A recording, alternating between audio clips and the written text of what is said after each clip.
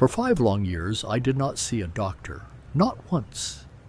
I was terrified, not of a diagnosis, mind you, but of the bill.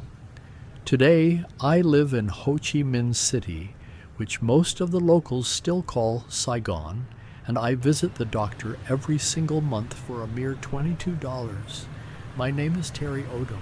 I am 67 years old today. Though I made the monumental decision to leave the United States when I was 64, for 29 years I worked as a self-employed plumber in Little Rock, Arkansas. 29 years of crawling under houses, wrestling with rusted pipes in freezing weather, tearing up my knees on hard concrete, and breathing in things no human being should ever breathe. I remember winters in Arkansas where the ground was frozen solid and I would be wedged in a dark, damp crawl space, my fingers numb as I tried to sweat a copper joint. I remember the oppressive heat of August, working in attics where the temperature reached 130 degrees. It was an honest living, but it was relentlessly hard. Because I was self-employed, I had no health insurance, I had no pension plan, I had no safety net. I had nothing but my hands and whatever money I could save after paying the mortgage. Every day was a calculated gamble. You pray that your aging body does not give out. And you pray that your lower back does not seize up permanently. And for 29 years, my prayers were mostly answered. But the toll it took on my physical form was inescapable. The grim reality of being a self-employed tradesman in America is that you are exactly one bad accident away from total financial ruin. When my knees started to ache with a fiery intensity, a sharp pain that felt like hot glass grinding in my joints, I simply ignored it. When my blood pressure felt like it was hammering violently against my temples after a grueling 12-hour day, I pushed through it. I spent 5 agonizing years avoiding the doctor. The fear was paralyzing. The cost of a simple consultation without insurance was enough to wipe out a week of groceries. The terrifying thought of what they might actually find and the hundreds of thousands of dollars it would inevitably cost to fix it kept me awake at night. I knew things were very wrong. I could literally feel my body breaking down, but my entire healthcare plan, my one and only defense against the inevitable decay of aging, was a single economy-sized plastic bottle of aspirin. I kept that faded bottle of aspirin in the cluttered glove compartment of my dented work truck. Whenever the searing pain in my knees or my back flared up, which was practically every afternoon, I would swallow a couple of those chalky white pills and I would lie to myself, insisting I was completely fine. That cheap bottle of aspirin was my doctor, my specialist, my entire insurance policy. It was the only medical intervention I could actually afford. A proud man who had fixed the essential plumbing for hundreds of grateful families was reduced to relying on over-the-counter pain relievers to desperately manage potentially life-threatening medical conditions. The sheer injustice of it was a bitter pill to swallow. But the undeniable truth was that I was not fine. And as I rapidly approached my mid-60s, the harsh reality set in. The statement from the government arrived, informing me that my Social Security check was going to be exactly $1,030 per month. In Little Rock, that barely covered the rent for a modest apartment and utilities. I felt like I was drowning, completely abandoned by the very system I had diligently worked within my entire life. I saw I was staring directly down the barrel of a bleak retirement, characterized by grinding poverty and painful, untreated illness. That dark moment was exactly when I discovered the incredible country of Vietnam. I had started reading everything I could about retiring abroad on a meager income. During this research, I stumbled upon a resource that would alter the trajectory of my existence. The book You Were Never Meant to Stay by Alan Walker changed my entire perspective on what was possible. It opened my eyes to a welcoming world where my small income could actually allow me to live comfortably and thrive. It taught me that I did not have to passively accept the miserable future predetermined for an aging plumber in Arkansas. The words in that book resonated with a deep, undeniable truth. My incredibly supportive wife, Sandra, and I had many long, tearful conversations about this radical idea. Sandra is deeply tied to our local community in Little Rock. She has her devoted church group, her lifelong friends, and a comfortable life she has painstakingly built. Most importantly, our adult daughter, Lee, lives right there in town, and Sandra simply could not bear the heartbreaking thought of leaving her behind on a permanent basis. The idea of uprooting our existence and moving halfway across the globe was utterly terrifying to her. We went back and forth for many agonizing months. Eventually, we came to a highly unconventional but necessary arrangement. I would make the massive move to Saigon, where my small Social Security check could actually stretch to provide a high quality of life, and Sandra would remain in Little Rock, committing to coming to visit me for 3 full months every single year. Our daughter Lee was incredibly vocally worried about this plan. She genuinely thought I had lost my mind, moving to a developing country just to merely survive. She worried intensely about the formidable language barrier, the vast cultural differences, and most of all, she worried about the quality of the health care.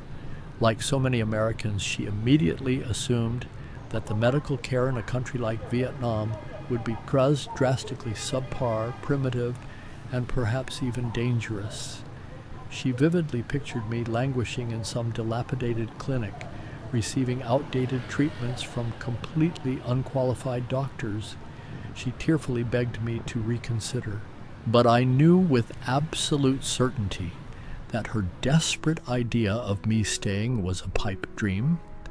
At 64 years old, with rapidly failing knees and dangerously high blood pressure, absolutely no one was going to hire me, let alone offer me comprehensive health insurance. My path was set, and it pointed east. When I finally arrived in Saigon, everything I thought I knew about the world was instantly turned upside down. The city is a breathtaking, bustling metropolis. But what deeply astonished me more than anything else was the healthcare system. The modern medical infrastructure available in this city is nothing short of astounding and world-class. There are magnificent private hospitals practically everywhere, incredible places like Vinmec and FV Hospital, gleaming with the latest state-of-the-art medical technology, and staffed by brilliant doctors who trained extensively in Europe, Australia, and the United States.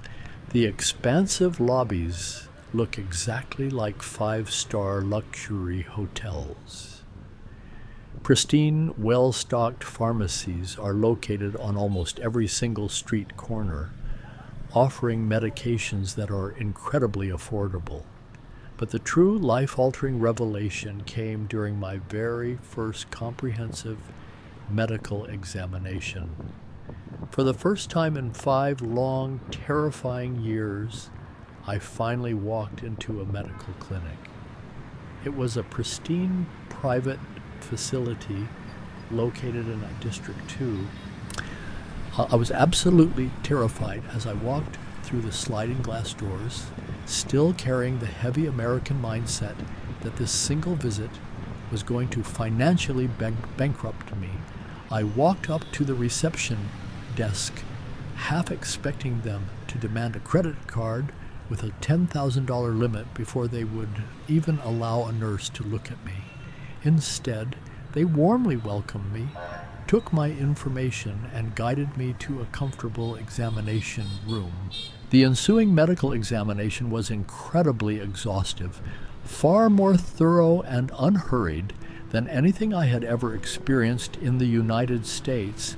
They ran extensive blood panels, took multiple high-resolution x-rays of my joints, performed a detailed electrocardiogram to check my racing heart, and had me sit down for a lengthy, in-depth consultation with a highly specialized, incredibly compassionate doctor who spoke perfect English. The results were sobering. They found 4 specific serious things wrong with me that I had been desperately ignoring for years. First, my blood pressure was dangerously high, putting me at an immediate risk for a catastrophic stroke. Second, I had early-stage type 2 diabetes, a serious systemic condition I had suspected, but never officially confirmed. Third, the protective cartilage in my left knee was completely gone, reduced to raw bone, grinding on raw bone, perfectly explaining the agonizing pain I felt every time I climbed a ladder. And finally, they found a minor but painful stomach ulcer, almost certainly caused by years of intense stress and swallowing massive handfuls of cheap aspirin on an entirely empty stomach. The initial shock of hearing this comprehensive diagnosis was heavy, but immediately following that shock, the profound relief of finally knowing the truth and having a concrete, actionable plan to address it was completely overwhelming. Then came the dreaded moment, the bill. I physically braced myself, gripping the edge of the desk. I actually held my breath as the polite receptionist handed me the itemized receipt. I looked down, expecting a huge number. For the comprehensive physical exam, the extensive multiple x-rays, the complex blood work, and the lengthy specialist consultation, the absolute total cost was exactly $22. $22. I blankly stared at the thin piece of paper, my vision blurring as hot tears suddenly welled in my tired eyes. I read the small number again and again, absolutely convinced there must be some sort of egregious mistake, but there was absolutely no mistake. That was the real, actual price. In that quiet lobby, holding that small piece of paper, I felt a profound, burning, righteous anger at the entire American healthcare system bubbling up inside me. In the United States, merely walking through the front door of a specialist's office without any insurance would have easily cost hundreds of dollars before a nurse even bothered to take my blood pressure. The extensive blood panels alone would have been thousands. The multiple high-resolution x-rays and the specialized electrocardiogram would have added thousands more. If I had foolishly attempted to get this crucial level of preventative care back in Little Rock, it would have unquestionably cost well over $5,000. I would have been forcefully trapped in a never-ending cycle of medical debt, slowly paying it off for the rest of my natural life. Or, far more likely, I simply would have died from a sudden stroke because I never would have gone in the first place, far too terrified of the absolute financial ruin it would inevitably bring upon my family. Here, in this beautiful country of Vietnam, my physical health was not treated as a luxury item reserved only for the wealthy elites. It was treated fundamentally as a basic human right.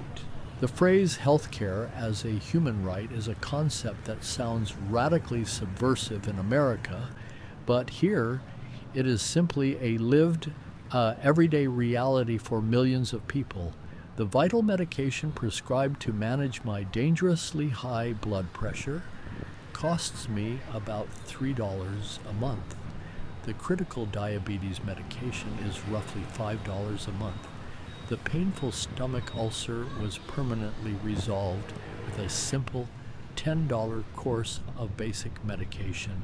I now go back to that beautiful clinic every single month for a routine checkup, a detailed conversation with my dedicated doctor about my ongoing progress, and a quick refill of my essential prescriptions. And every single time, it consistently costs me exactly $22. It is entirely out of pocket, meaning there is zero insurance involved, zero frustrating administrative nightmares, and absolutely zero anxiety. My monthly financial breakdown is astonishingly simple and stress-free now, out of my $1,030 a month from Social Security. My beautiful, modern, fully furnished luxury apartment in a safe, vibrant neighborhood costs exactly $400. My daily groceries, which consist of fresh, healthy local produce, along with eating out at fantastic local restaurants several times a week, cost me about $300. My comprehensive, world-class medical care and all of my necessary prescriptions run less than $40 total for the entire month. I actually have money left over every single month. I have a profound peace of mind that I have not felt since I was a young man. I'm actually building up a savings account for the very first time in well over a decade. I often think back to the incredible book You Were Never Meant to Stay by Alan Walker, and I marvel at how it provided the crucial spark that ignited this entire incredible transformation in my life. It gave me the necessary knowledge and the immense courage to take this monumental leap into the great unknown.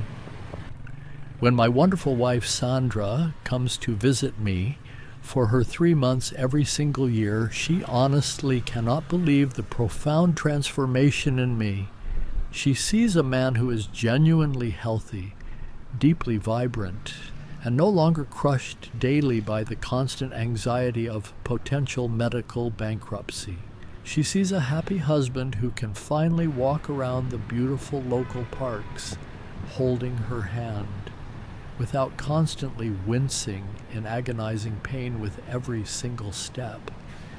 My previously terrifying blood pressure is perfectly, consistently normal for the very first time in 20 long years. My blood sugar is completely under control thanks to affordable medication and a healthier diet. The sheer relief on Sandra's face when she looks at me and truly realizes that I am finally safe, finally healthy, and finally cared for is worth infinitely more than all the money in the entire world. Even our skeptical daughter, Lee, came to visit me late last year. She arrived at the airport with all her American preconceptions and deep-seated worries completely intact.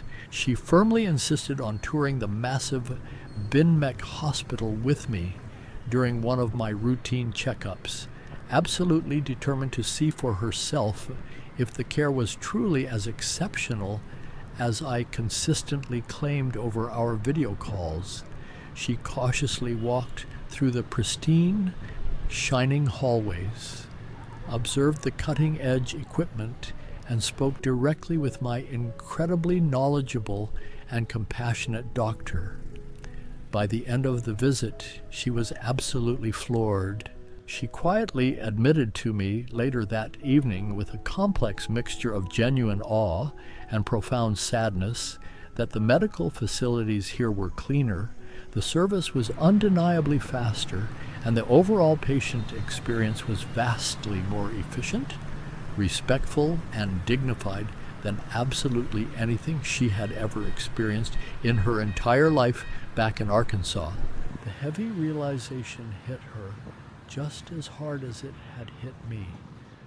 The pervasive fear we have been relentlessly sold in America about the rest of the developing world is a carefully constructed, highly profitable lie. a false narrative strategically designed to keep us trapped in a broken, predatory system. The staggering disparity in medication costs is perhaps the most insulting, infuriating part of this entire situation.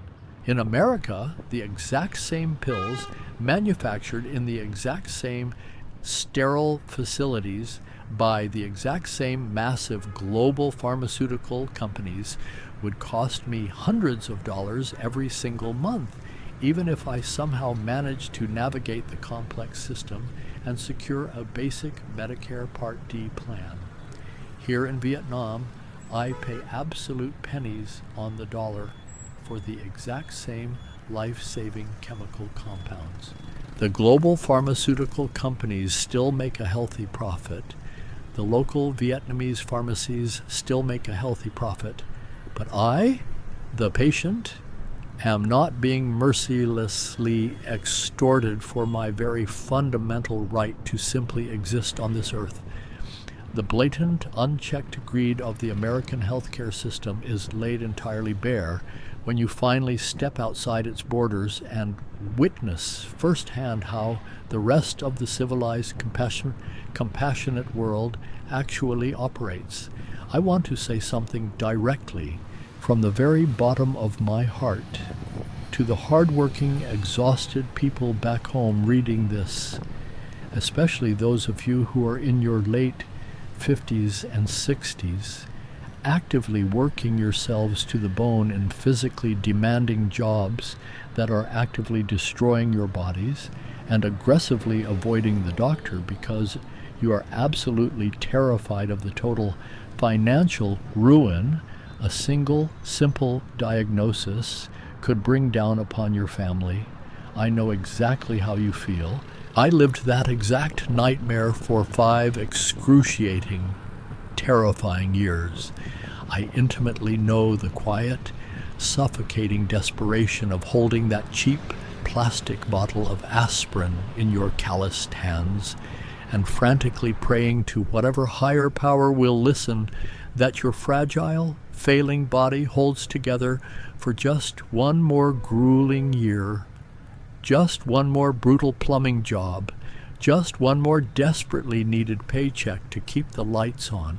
But I am sitting here today to tell you with absolute unwavering certainty that you absolutely do not have to live like that. You do not have to passively accept that miserable fate. You do not have to die a slow, painful, entirely preventable death simply because you cannot afford the extortionate criminal prices of American healthcare. Healthcare should never, ever be considered a luxury privilege reserved only for those wealthy enough to afford it. Healthcare is a fundamental human right. Leaving my beloved home country, leaving behind everything I knew, loved, and understood, was undeniably the hardest, most terrifying thing I have ever done in my entire life. But it unequivocally saved my life. I found a magnificent place, a beautiful, incredibly welcoming country, where I am treated fundamentally as a human being who inherently deserves basic medical care, not merely as a helpless, exploitable profit center for a massive, unfeeling insurance conglomerate. The brilliant book You Were Never Meant to Stay by Alan Walker was my crucial starting point, my essential life-saving map out of the suffocating, terrifying darkness of the American healthcare system. If you want to read it for yourself, the link is in the comments.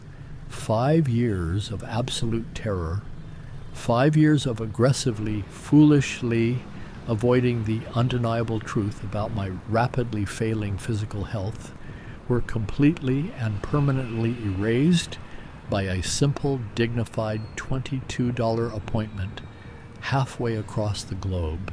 Today, at 67 years old, I am profoundly, deeply healthy.